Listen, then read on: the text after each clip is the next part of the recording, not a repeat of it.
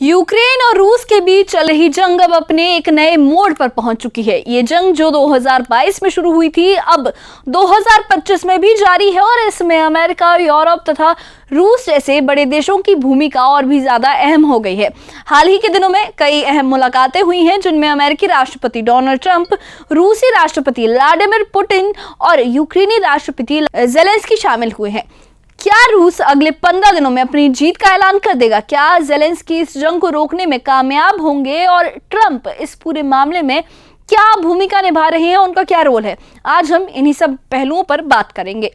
सबसे पहले इस जंग की मौजूदा हालत पर, इसके मौजूदा हालात पर नजर डालें तो रूस ने यूक्रेन के बड़े हिस्सों पर कब्जा कर लिया है और ये कब्जा दिन ब दिन और ज्यादा मजबूत होता जा रहा है। Institute for the study of war की अगस्त की 2025 के रिपोर्ट्स के मुताबिक रूस ने यूक्रेन के लगभग 1,14,000 वर्ग किलोमीटर इलाके पर अपना नियंत्रण कर लिया है और कुछ अन्य रिपोर्ट्स के मुताबिक, कुछ बाकी रिपोर्ट्स के मुताबिक ये आंकड़ा 1,61,000 वर्ग किलोमीटर तक बताया जा रहा है। ये जो इलाके हैं ये खास तौर पर पूर्वी और दक्षिणी यूक्रेन में फैले हुए हैं, जैसे खार्किव, लुहांस्क, डोनेट्स्क, जापोरिजिया और खेरसान। खासकर डॉनबास क्षेत्र में रूस का नियंत्रण 88% तक पहुंच चुका है, जो करीब 46,570 वर्ग किलोमीटर का इलाका है।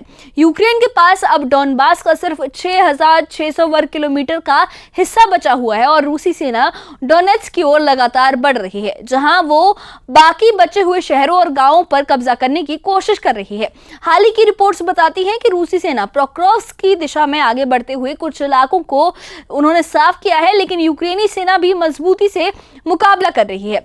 फॉर एग्जाम्पल 18 अगस्त की ISW रिपोर्ट में कहा गया कि यूक्रेनी फौज ने जापोरिजिया जैसे इलाकों को आजाद कराया है। फिर भी रूस का दबदबा बढ़ता जा रहा है और यूक्रेन की सेना के संसाधनों की कमी का सामना करना पड़ रहा है यूक्रेन की सेना को। ये जो सिचुएशन है यूक्रेन के लिए काफी ज्यादा चैलेंजिंग है, क्योंकि रूस की सेना न सिर्फ संख्या में, नंबर्स में ज्यादा है, बल्कि उनके पास बेहतर लॉजिस्टिक्स भी है और हथियार भी ज्यादा बेहतर है। अब सवाल ये उठता है कि क्या ये जंग जल्द ही खत्म हो सकती है? कुछ खबरों के मुताबिक अगले 15 दिनों में रूस अपनी जीत का ऐलान कर सकता है, खासकर अगर कोई युद्ध विराम नहीं हुआ। ये दावा इसलिए किया जा रहा है क्योंकि रूसी सेना पूर्वी यूक्रेन में तेजी से आगे बढ़ रही है और पुतिन ने डोनेट्स्क जैसे इलाकों पर पूरा कब्जा करने की मांग की है। अगर युद्ध विराम नहीं हुआ, कोई पीस अग्रीमेंट, कोई पीस डील नहीं हुई, तो कुछ रिपोर्ट्स का ये भी अनुमान है, ये भी अजम्पशन की जा रही है कि इस जंग में कुल 20 लाख लोग मारे जा सकते हैं। ये एक बहुत बड़ी चिंता का मुद्दा है, एक बहुत बड़ी सिचुएशन यहाँ पे है, क्योंकि अब तक लाखों लोग अपनी जान गंवा चुके हैं और कुछ लाखों लोग ही विस्थापित हो चुके हैं। यूक्रेन के राष्ट्रपति ज़ेलेंस्की इस जंग को रोकने के लिए हर संभव कोशिश कर रहे हैं, हर मुमकिन कोशिश कर रहे हैं। उनकी मुख्य जो खास रणनीति है उसमें हथियारों की खरीद और अंतर्राष्ट्रीय समर्थन शामिल है। हाल ही में यूक्रेन ने अमेरिका से $100 अरब, करीब 8.3 लाख करोड़ रुपए के हथियार और $50 अरब, मतलब इंडियन रुपीस के हिसाब से 4.15 लाख करोड़ रुपए के ड्रोन खरीदने का प्रस्ताव रखा है। ये पैसे यूरोपीय देश मिलकर देंगे और इसका मकसद यूक्रेन की सुरक्षा गारंटी हासिल करना है। यूक्रेन ने विशेष रूप से खासतौर पर 10 पैट्रियट एयर डिफेंस सिस्टम की मांग की है, ताकि वो अपने शहरों, बुनियादी ढांचों और नागरिकों को रूसी मिसाइली हमलों से बचा सके। ये डील ट्रंप प्रशासन के लिए फायदेमंद हो सकती है, क्योंकि इससे अमेरिकी हथियार कंपनियां मुनाफा कमाएंगी और ट्रंप की अमेरिका फर्स्ट की नीति भी मजबूत होगी। लेकिन सवाल ये है कि क्या इतने हथियार यूक्रेन को रूस के खिलाफ मजबूत बना पाएंगे या ये जंग को और लंबा खींच देंगे? इस बीच अमेरिकी राष्ट्रपति डोनाल्ड ट्रंप ने इस जंग में मध्यस्थता की भूमिका निभाने की कोशिश की है। हाल ही में उनकी 2 अहम मुलाकातें हुई। पहली मुलाकात 15 अगस्त 2025 को अलास्का में पुतिन के साथ थी। ये मीटिंग जॉइंट बेस एल्मेंडोर्फ रिचर्डसन में हुई थी और इसमें खास तौर पर यूक्रेन जंग के बारे में बातचीत हुई। मीटिंग 3 घंटे तक चली, लेकिन कोई भी ठोस समझौता नहीं हुआ, कोई भी प्रॉपर डील नहीं निकली। उसके बाद जो प्रेस कॉन्फ्रेंस हुई उसमें सिर्फ 12 मिनट की वो प्रेस कॉन्फ्रेंस हुई थी और दोनों नेताओं ने किसी भी मीडिया पर्सन से, किसी भी पत्रकार से कोई सवाल नहीं लिए, कोई जवाब नहीं दिया। ट्रंप ने कहा कि मीटिंग पॉजिटिव रही, लेकिन पुतिन ने यह साफ किया कि जंग खत्म करने के लिए उसकी असली वजहों को दूर करना जरूरी है। पुतिन ने यह भी कहा कि अगर 2022 में ट्रंप अमेरिकी राष्ट्रपति होते तो शायद ये जंग शुरू ही नहीं होती। दूसरी मुलाकात 18 अगस्त को वॉशिंगटन के व्हाइट हाउस में ज़ेलेंस्की और यूरोपीय नेताओं के साथ हुई। यहां भी कोई विराम नहीं हुआ, कोई पीस डील की बात नहीं हुई और ट्रंप ने ज़ेलेंस्की पर ज्यादा दबाव बनाया कि वो रूस की शर्तें मान ले। यूक्रेनी अधिकारियों ने इन मुलाकातों को आंशिक रूप से असफल बताया है क्योंकि मीटिंग्स के बाद रूसी हमले और ज्यादा तेज हो गए हैं। पुतिन की शर्त क्या है, ये समझना ज्यादा जरूरी है। उनकी 3 अहम मांगे हैं। पहली, यूक्रेन को कभी भी नेटो की सदस्यता ना दी जाए। दूसरी, यूक्रेन डॉनबास क्षेत्र पर अपना दावा छोड़ दे और तीसरी, यूक्रेन में रूसी भाषा बोलने वाले लोगों को धार्मिक तथा सांस्कृतिक अधिकार दिए जाएं। ये मांगे पुतिन की तथाकथित मुनरो डॉक्ट्रिन का हिस्सा है, जो अमेरिका की पुरानी मुनरो डॉक्ट्रिन से भी प्रेरित माना जाता है। इस नीति के तहत पुतिन का मानना है कि रूस को अपने पड़ोसी देशों में रूसी भाषी लोगों की रक्षा करने का अधिकार है और अगर उनके अधिकारों को कोई खतरा हुआ तो रूस हस्तक्षेप कर सकता है।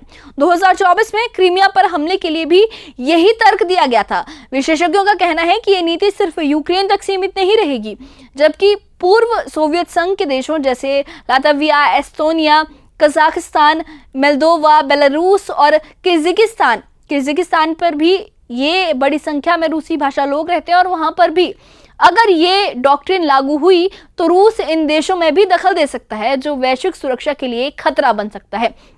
पुतिन का मकसद पुराने सोवियत प्रभाव को फिर से स्थापित करना लगता है, जहां रूस अपने नियर अब्रॉड पर नियंत्रण रखे।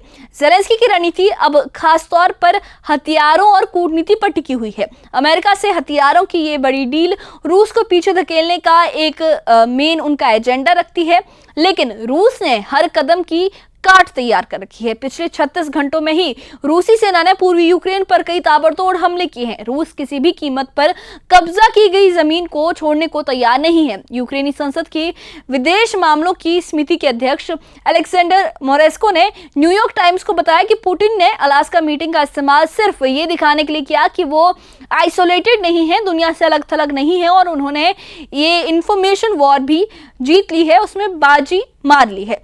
ट्रंप पुतिन मुलाकात को यूक्रेनी अधिकारियों ने फेल बताया क्योंकि इसके बाद रूसी हमले यूक्रेन पर और ज्यादा बढ़ गए हैं। फिर भी उम्मीद की एक किरण लोगों के लिए बाकी है। जर्मन चांसलर फ्रेडरिक मर्ज ने कहा है कि पुतिन अगले 15 दिनों में ज़ेलेंस्की से मिलने को राजी हो गए हैं। ट्रंप ने भी पुतिन से फोन पर बात की है। पुतिन से फोन पर बात करके इस मुलाकात की पुष्टि भी की है। जगह अभी तय नहीं है, लेकिन यूरोपीय नेता चाहते हैं कि पहले युद्ध विराम हो।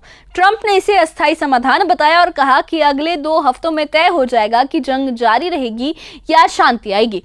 ट्रंप एक त्रिपक्षीय मुलाकात भी चाहते हैं जिसमें वो खुद पुतिन और ज़ेलेंस्की के साथ शामिल हों, लेकिन क्रेमलिन इस पर ज्यादा उत्साहित नहीं दिख रहा है और कुछ विशेषज्ञों का कहना है कि पुतिन अभी बातचीत के लिए पूरी तरह से तैयार नहीं है।